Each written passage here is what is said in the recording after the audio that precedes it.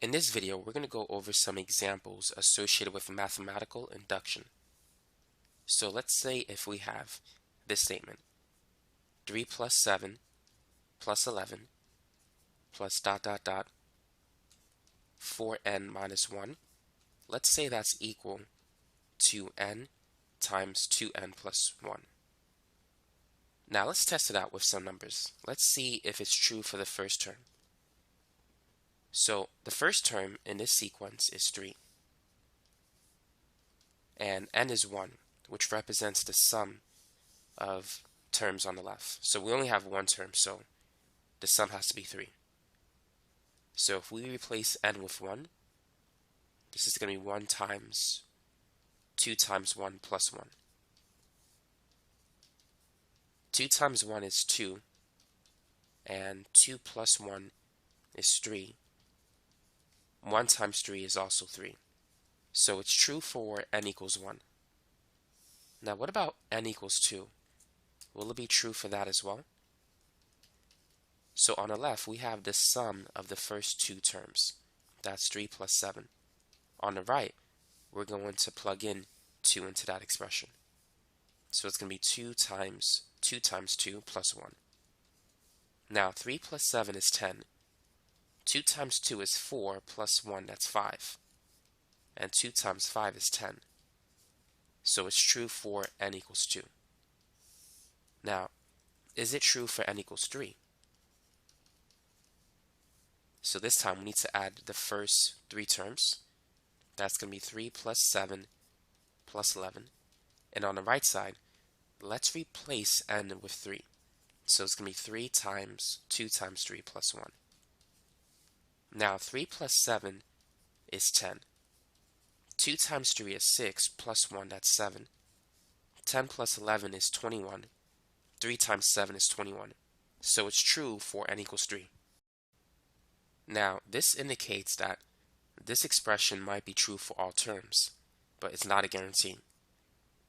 It could be true for the first 3 terms, but for the 15th term it might be false.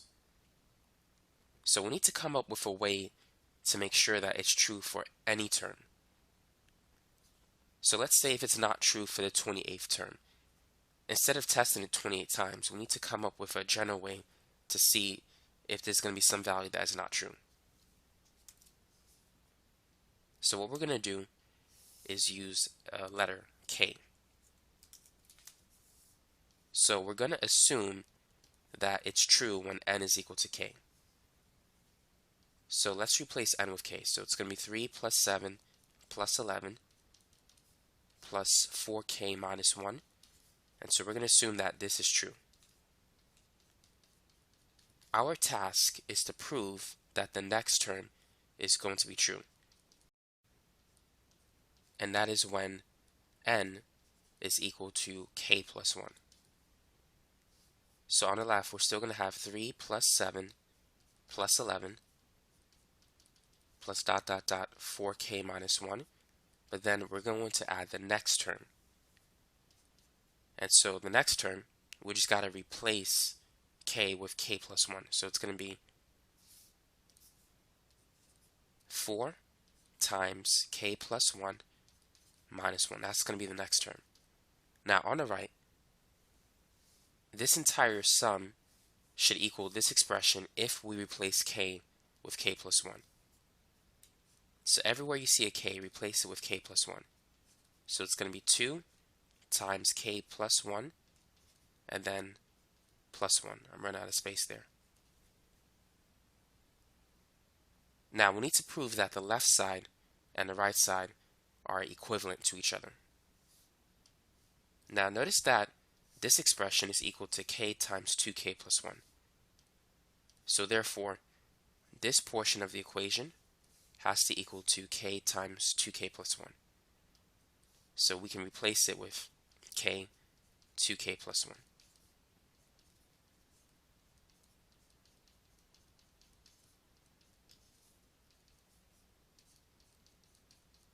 So how can we prove that these two sides of the equation are equivalent to each other? Feel free to pause the video and try it. For this example, the best thing to do is to combine like terms, distribute, and FOIL. So let's focus on this expression. Let's distribute k to 2k plus 1. So it's going to be 2k squared plus k. Now let's distribute the 4. So we're going to have 4k plus 4 minus 1. On the right side, we're going to have k plus 1, and let's distribute the 2. So it's going to be 2k plus 2 plus 1. Now we can add 4 and negative 1. 4 minus 1 is 3. And here we can add 2 plus 1. 2 plus 1 is 3. On the left, let's combine like terms. So we have 2k squared, k plus 4k, that's 5k. And on the right, we need to FOIL. So we're going to have k times 2k, that's 2k squared, and then k times 3, which is 3k. And next, 1 times 2k.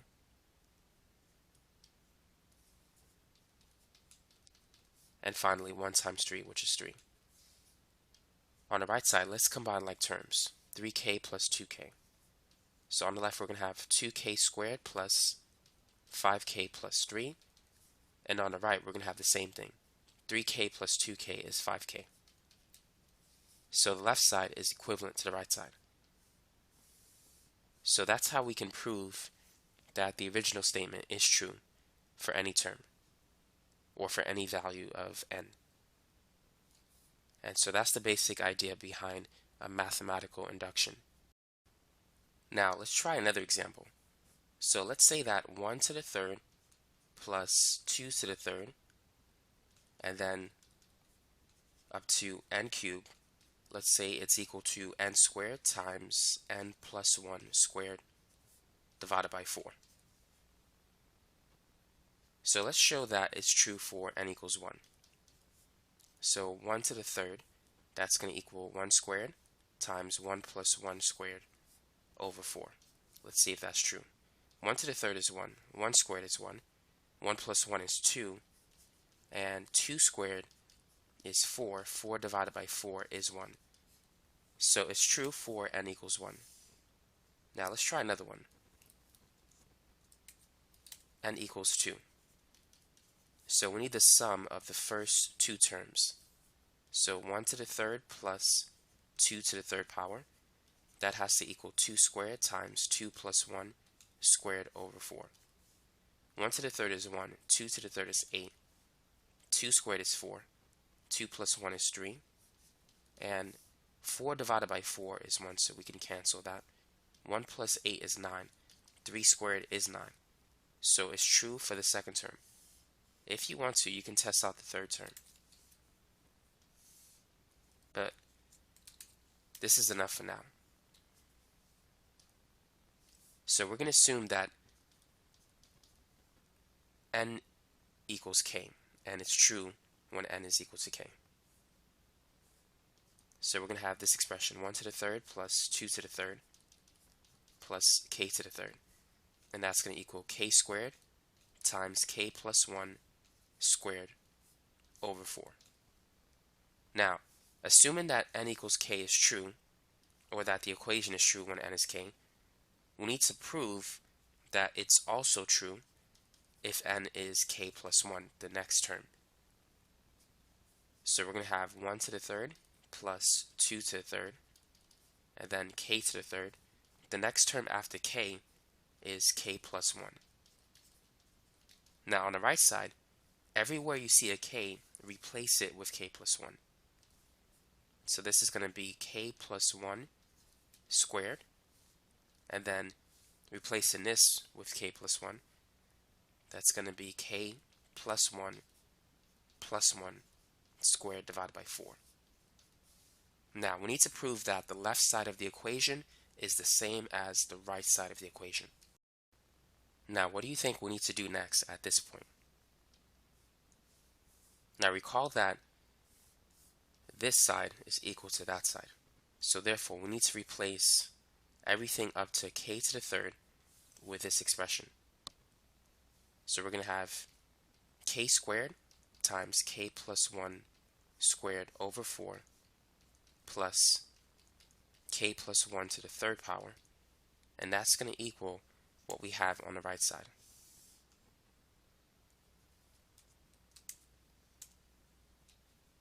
So how can we show that this expression is equal to that expression? Well, the first thing I prefer to do is combine these two into a single fraction. So I'm going to multiply k plus 1 to the third power by 4 over 4. So now I can write these two as a single fraction. So it's going to be k squared times k plus 1 squared plus 4 times k plus 1 raised to the third power divided by 4. And that's going to equal k plus 1 squared times, I can add 1 and 1, which is 2. So that's going to be k plus 2 squared divided by 4. Now let's get rid of the fractions. So I'm going to multiply both sides by 4. So these will cancel. Next, I'm going to take out the GCF, k plus 1 squared. If I factor out k plus 1 squared, on this side I'm going to get a k squared. Here, there's 3 k plus 1s. I took out 2, so there's 1 left over, and there's a 4 in front of it. So it's going to be plus 4 times k plus 1.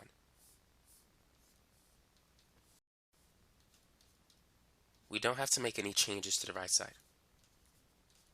So I'm going to keep it the same. Now, these two are already equal to each other, so I got to show that this expression is equal to k plus 2 squared. So let's begin by distributing the 4.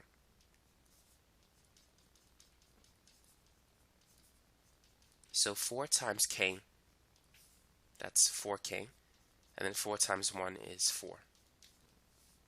Now, we have a trinomial that can be factored. So we need to find two numbers that multiply to 4 and add to 4 at the same time. So that's going to be 2. 2 times 2 is 4, 2 plus 2 is 4. So we could factor as k plus 2 times k plus 2. And so we can rewrite the left side as k plus 2 squared. And that's equal to the right side. So we've shown that the left side and the right side are equal for the next term, k plus 1.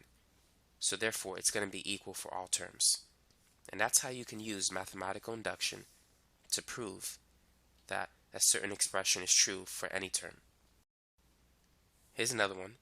Let's say if we have 1 plus 2 plus 2 squared, and then 2 to the n minus 1 is equal to 2 raised to the n minus 1. Let's test it out with a few numbers. So let's see if it's true when n is 1. So the first term is 1, and on the right side, let's replace n with 1. So that's going to be 2 to the first power minus 1. So that's 2 minus 1, which is 1. So it's true when n is 1. It's true for the first term. Let's see if it's true for the second term. So we need to add the first two terms. So that's going to be 1 plus 2, and then let's replace n with 2. So 1 plus 2 is 3. 2 squared is 4, and 4 minus 1 is 3. So it's true for the second term, or when n is 2. Let's see if it's true when n is 3. So on the left, let's add the first 3 terms. So it's going to be 1 plus 2 plus 2 squared. And that has to equal 2 to the third minus 1. 1 plus 2 is 3. 2 squared is 4. 2 to the third, that's 2 times 2 times 2, which is 8. 3 plus 4 is 7. 8 minus 1 is 7. So it's true when n is equal to 3. So we're going to assume that it's true when n is equal to k. So we're going to have this expression 1 plus 2 plus 2 squared plus 2 to the k minus 1 is equal to 2 raised to the k minus 1. Now, let's prove that it's true when n is k plus 1.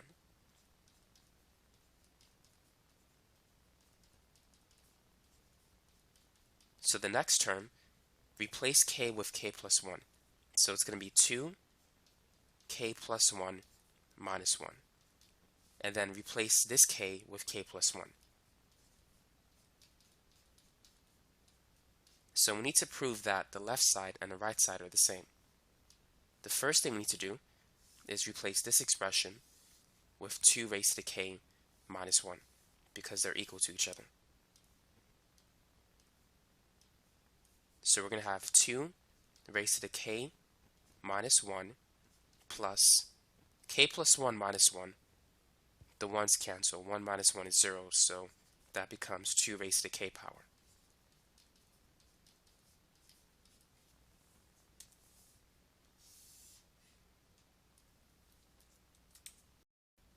Now, how can we show that the left side and the right side are the same? Well, imagine if we set x equal to 2 raised to the k. This would be x minus 1 plus x. And we know that x plus x is 2x. So we would have 2x minus 1. And then if we plug it back in, if we replace x with 2 raised to the k, it would be 2 times 2 raised to the k minus 1. So that's what we now have at this point. Now let's focus on properties of exponents.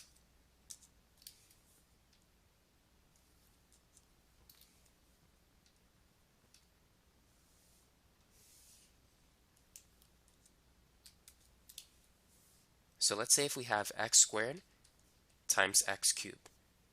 When you multiply by a common base, you can add the exponents. X squared times x cubed is x to the 5th.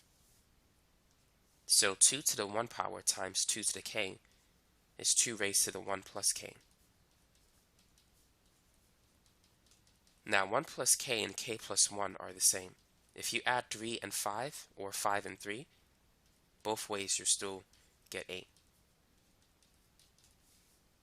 And so that's how we can show that the left side is equivalent to the right side of the equation.